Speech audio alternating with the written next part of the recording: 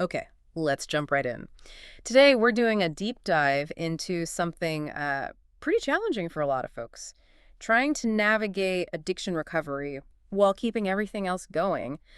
Work, family, school. Yeah, those things don't just pause, do they? And that creates this real tension. You need serious support, but you've also got these existing commitments. It's tough. It really is. And that tension, well, it can be a huge barrier for people even thinking about getting help, right? It feels like this impossible choice sometimes. Absolutely. Like you, Yeah. you have to choose between getting better and, well, your life falling apart in the meantime. Which is why we're looking at some really interesting material today. It's specifically about flexible, intensive outpatient program options from New Life Recovery Centers in San Jose. Right, IOPs. Yeah, and our mission here for this deep dive is basically to pull out the key insights from these sources. What makes this flexible approach different? How does it actually help make recovery more, accessible? So let's try and unpack this. What does recovery look like when you don't necessarily have to put your entire life on hold? All right, well, starting with the basics from the source material, an intensive outpatient program, or IOP, it's described as a structured treatment plan for substance use disorders. Sure, okay. But the key thing is, it provides this therapeutic setting without needing round-the-clock supervision. Right. So that's the big difference from, say, residential treatment. You're not living there. Exactly. That ability to live at home, it's crucial. It lets people, keep up with their personal lives, their jobs, school, whatever it is, while they're actively getting treatment. And here's where, honestly, it got really interesting for me in the source material. It actually says that IOPs can be as effective as inpatient treatment for most individuals seeking care. That's a significant statement. It really is. It suggests that, look, for a lot of people, you could potentially get similar results without that massive life disruption of, checking into a facility full time. It's a powerful alternative for the right person. So, okay, the basic idea of IOP is treatment fitting into daily life. But the real, innovation highlighted in these sources seems to be the flexibility within that structure. It's not just one set time. That's exactly right. The material lays out 3 specific daily time slots, or tracks, designed to fit different kinds of schedules. Okay, what are they? Well, first up, there's a morning track that runs 9 a.m. to 12 noon. Right, so maybe good for early risers or people whose afternoons are busy. Could be. Then there's an afternoon track, 12:30 p.m. to 3:30 p.m. Midday. Maybe good for parents after school drop-off or part-time workers. Seems like it, yeah. The sources suggest it's designed for that kind of midday availability. And finally, they have an evening track from 6 p.m. to 9 p.m. Okay, that one's pretty clear. Definitely aimed at people working standard daytime hours or students, caregivers, Yeah. people who need to get through their day first. And the core idea behind offering these, it's stated quite clearly in the sources. No two people and no two schedules are alike. It's just a recognition of reality, isn't it? Yeah, absolutely. So this multi-track system aims to make sure recovery remains accessible no matter your lifestyle. That's the goal. And importantly, the sources make a point of saying, no matter which schedule you choose, you'll receive the same high-quality care, therapeutic services, and group support. That's crucial. Yeah, it means the flexibility isn't a trade-off for, less intensive or lower quality help. The promise is consistency across the board. So this naturally leads to the question, Mhm. okay, who specifically is this kind of flexible IOP really for? Who benefits most, according to the sources? Good question. Well, the material outlines about 4 main scenarios where this approach is presented as particularly suitable. Okay. First, it's positioned as a really good next step for people who've maybe just finished a higher level of care, like residential treatment or detox. They need ongoing support, but in a less intensive outpatient way. A step down, basically. Makes sense, like transitioning back to regular life but with structure. Exactly. Second, it's mentioned for people who are maybe noticing early signs of addiction or things are starting to get difficult, and they want to address it before it escalates into needing, say, inpatient care. Proactive. Okay. Third, and this ties right back to the flexibility it's explicitly mentioned, for people who, for whatever reason, just cannot commit to residential treatment, because of work or family or school obligations. That sounds like a lot of people. It probably is. And fourth, it's described as serving anyone who needs ongoing tools and support for relapse prevention. maintaining recovery long term, but needing it in a format that fits around their life. Okay, so reading between the lines there. Mm. If you, listening, kind of fit into one of those buckets, maybe stepping down from higher care, catching things early, juggling major life commitments, or needing that ongoing flexible support, then this flexible IOP model, based on these sources, could be, well, exactly the kind of thing needed to overcome those typical barriers. Right. It directly addresses that scheduling conflict. So let's look inside the program then. What's it actually like? The sources say IOP meets, what, 3 times a week? That's the structure described, yes. 3 times a week for 3-hour sessions each time. Okay. And they talk about a personalized approach. They do. Emphasis on experienced teams creating treatment plans tailored to the individual. But what's really interesting, I think, is the range of services they mention. It's not just one thing.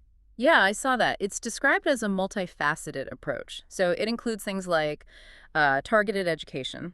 They call it AOD, psychoeducational groups, understanding addiction, substances. Right. Foundational knowledge. Then there seems to be a big focus on group therapy, different kinds too, like process groups for sharing current stuff, topic groups on specific skills, even gender-specific groups.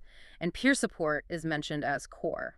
And alongside that group dynamic, there's also one-on-one counseling included. That allows for digging into more personal things like self-sabotaging behaviors, identifying your specific triggers. That personalized piece again. Exactly. Plus, they explicitly mention building practical skills. Things like chronic relapse prevention, general life skills, basically tools to navigate life sober. It's not just about not using, it's about how to live. They even mention recreational activities, which is interesting. Mm-hmm. And a family program, Saturday sessions to educate and support loved ones, which is often so important for healing. Definitely. And planning for after the program seems key too. They talk about transitional and continuing care plans and even free lifetime aftercare. That's a significant offering, and it seems quite integrated. The sources mention coordinating with, your regular doctor or therapist outside the program. Yeah, and even with employers, EAPs, unions, and they offer court liaison services if there are legal issues involved. Seems like they try to be a central hub of support. It looks that way. And pulling together the core features they highlight using evidence-based practices. Meaning stuff that's proven to work. Right. Offering medication-assisted treatment, or MAT, if it's needed and medically okay, using mindfulness and wellness techniques. And that big focus, as we said, on life skills and preventing relapse. And they frame the goal really clearly. Recovery is about more than avoiding substances, it's about thriving. Yeah, that's a powerful way to put it. It's about building a fulfilling life, not just stopping a destructive behavior. So putting the specific flexible IOP into the bigger picture, the sources talk about a continuum of care. What does that mean in this context? Okay, so the continuum of care concept, as described here, is basically the idea that there are different levels of treatment intensity. People enter treatment at whatever level is right for them at that moment. Like steps on a ladder. Kind of, yeah. You might start higher up, maybe in residential, and step down, or you might start lower, like with Outpatient, and step up if you need more support. It's fluid. Okay, and where does IOP fit in that? Well, the material describes IOP as a critical bridge within that continuum. It's often that step down from residential care, helping people transition back. Or, for others, it's the entry point into structured outpatient treatment. A bridge, I like that. And what's the purpose of that bridge, according to them? They say it's to help patients build confidence, reinforce healthy habits, and apply recovery skills in real-world settings. That last part is key. Right. Applying it outside the therapy room. Exactly. All while staying connected to the treatment team and the support system they've built. It's where, the rubber meets the road. Integrating those skills into actual daily life. Okay, so beyond the program structure and the theory, the sources also try to give a feel for the place itself. New Life Recovery Centers, they mention, 21 years of experience in San Jose? Mm-hmm.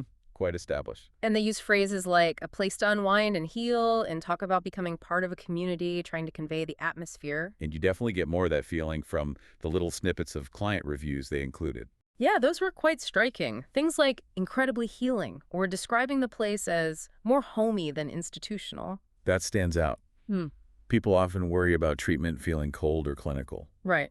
And the staff get mentioned a lot, kind and professional, feeling very catered to my individual needs. Someone said the staff made me feel like they really care, and they do. That personal connection seems vital. Definitely. Some reviews were really powerful, like literally saved my life or gave someone the foundations I needed.